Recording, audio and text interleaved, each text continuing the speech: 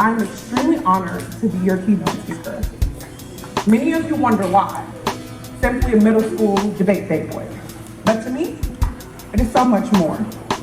It is a celebration of your wins and your losses and the things you have yet to accomplish and the things you have yet to imagine you are capable of doing. In this room, it sits the future of the city of Newark. Unlike many other middle schools across the nation, you all have an extreme opportunity to debate. This is unfortunate considering that I got the chance to witness the capabilities of these middle schoolers in this room. I was beyond impressed. Not only were y'all smart and passionate, but y'all are motivated. Hi, my name is Marsha Brown, and I am the Vice Chancellor for External and Governmental Relations at the great Rutgers University in Newark. And I'm excited to talk about our great collegiate debate team. It's approximately 6 to 7 years old, and it's done phenomenal things in its journey toward this championship. We're only the second team in the entire history of collegiate debate to win the double national championship crown. Cross-Examination Debate Association, they won the championship, and 2 weeks later they won the championship of the national championship. It's only been done one other time in the entire history of American collegiate debate, and that other time also had a New York student time. You're not here at a debate, though some of you are debate coaches. What you're here for is a game changer. Debate in the past, and debate in every other town and city in the United States is limited to a few highly motivated students who spend sometimes up to 40 hours a week.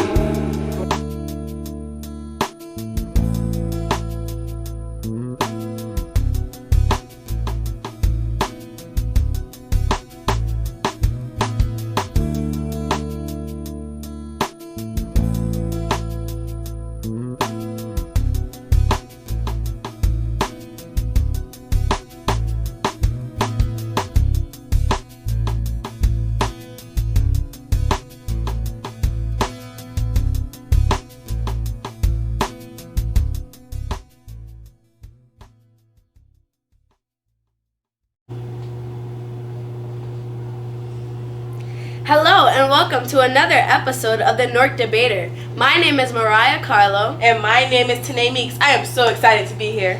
Last episode was all about the effects of social media on youth across the country when it comes to personal advocacy as future leaders. If you want to watch that episode or any other ones we release, you can subscribe to our YouTube channel at www.youtube.com/The Newark Debater.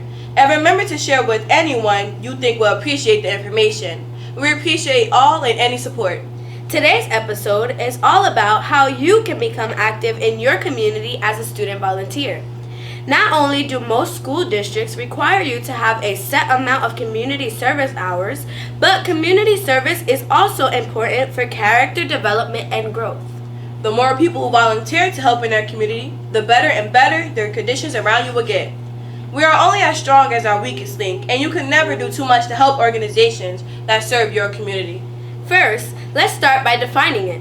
What exactly is community service? By definition, community service is voluntary work intended to help people in a particular area. Now let's break it down, the different types of community service. First, there is service engagement, which can look different depending on community needs, time, and resources. The following information includes definitions and examples of ways to engage in forms of service. Community service is the engagement of individuals or groups in an organized activity that contribute to the local, national, or world community. It is also known as volunteering, which is defined as the practice of people working on behalf of others or a particular cause without payment for their time and services. Potential community service projects include adopt a highway, canned food or a clothing drive, or tutoring other students. A common misconception is service learning is the same as community service, but there are distinct differences. For example, service learning occurs over the course of a semester or a year, makes learning more on hands, including intentional and structured reflections, and creates reciprocal partnerships. Service learning projects provide a meaningful way of applying the leadership and educational skills learned in schools through FFA to meet and identify community issues. Simply put, the value of service learning and Simply put, the value of service learning is in learning by doing. One example of service learning project is creating a community garden to harvest produce throughout the year to donate to local food pantries.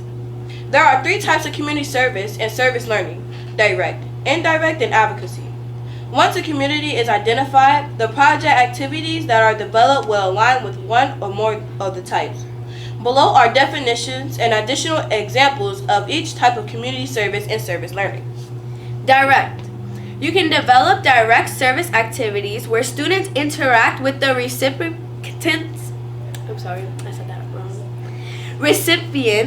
of service or the physical environment they have targeted for improvement.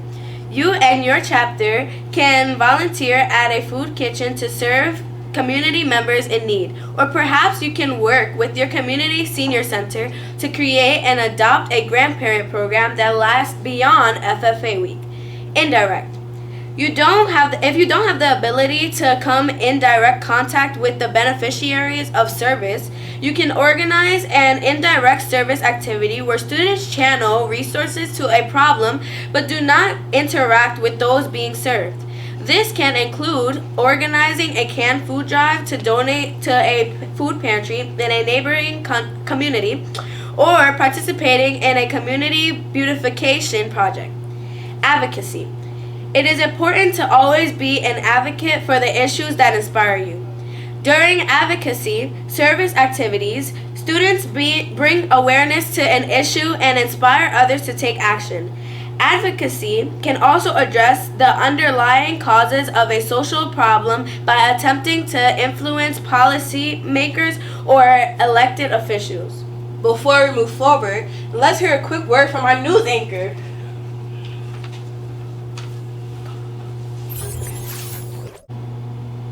Hello everyone, my name is Gabriella Avalon, and in the spirit of volunteering and donating time, we'd like to donate our news section today to spreading the word about how we can get involved in our own community starting now.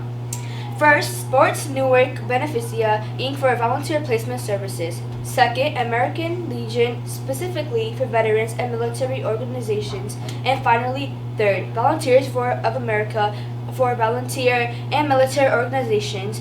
And to be honest, there's nothing like easing into it. The best way to start volunteering is to start with your own people around you.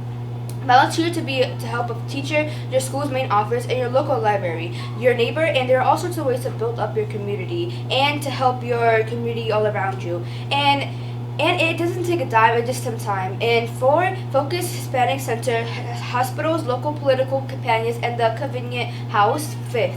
And of course, you're always more than welcome to volunteer at the Newark Debate Academy. Thank you for tuning in. I'd like to see you next time on the Newark Debater. And now, welcome back to our show.